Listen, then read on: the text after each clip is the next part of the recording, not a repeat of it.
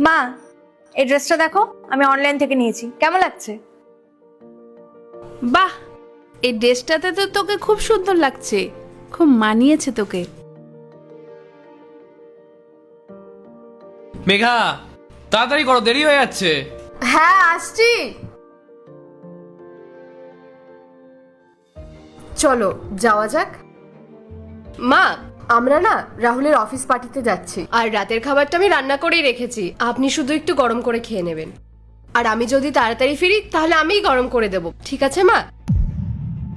বাকি সব তো ঠিক আছে, কিন্তু কেমন ড্রেস পরেছো তুমি? তুমি কি ভুলে গেছো যে তুমি শ্বশুর বাড়িতে আছো? আমাদের বাড়ির মান সম্মান আছে তো, আর তুমি এই ড্রেসটা পরে বাইরে যাবে? মা, আপনি এভাবে রাগ করছেন কেন? আমরা তো পার্টিতে যাচ্ছি, আর পার্টিতে তো সবাই এরকম ড্রেসই পরে। আমি কি সেখানে শাড়ি আর চুড়িদার পরে যাব?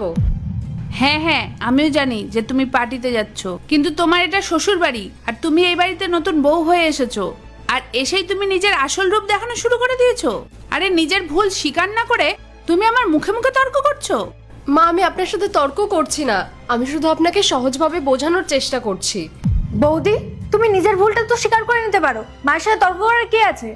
আর একটা কথা বলো তো, তোমাকে বাড়ি থেকে কিছু শিখিয়ে পাঠায়নি, নাকি মা বাবা কোনো সংস্কার দেয়নি? তো কিছুই জানো না তুমি। কথা এখানে আমাকে নিয়ে হচ্ছে, তুমি আমার বাড়ির লোকেদের এখানে কেন টানছো? আর রাহুল, তুমি মাকে বোঝাও না যে পার্টিতে মানুষ এরকম ড্রেস পরেই যায়। চুপ করো, নিজের ফালতু কথা বলাগুলো বন্ধ করো। তুমি হয়তো ভুলে যাচ্ছ যে তুমি কার মুখে মুখে তর্ক করছো। উনি আমার মা, এই বাড়িতে উনি যেটা বলবেন সেটাই শেষ কথা। আর উনি যখন বলছেন তোমাকে ড্রেস চেঞ্জ করে আসতে, যাও তাড়াতাড়ি গিয়ে ড্রেসটা চেঞ্জ করে আসো, যাও তাড়াতাড়ি। দাদা, তুই এখন থেকে যদি বৌদির ওপর কড়া না হোস না, তাহলে দেখবি তোর মাথায় চড়ে বসবে। তখন দেখবি লোকে বলবে তুই বৌদির কথায় উঠিস আর বসিস। বাকিটা তুই দেখে নে। আর বাবু, তুই ওকে বুঝিয়ে দিস ও যাতে আমার সামনে বেশি মুখ না চালায়। বাবু, তোর সামনে যদি ও এইরকম ব্যবহারটা আমাদের সাথে করতে পারে, তাহলে বুঝতে পারছিস তোর আড়ালে ও আমাদের সাথে কি ব্যবহারটাই না করবে। বুঝে গেছি মা, ওরা তো দেমাগ কি করে বন্ধ করতে হয় সেটা আমার খুব ভালোভাবেই জানা আছে।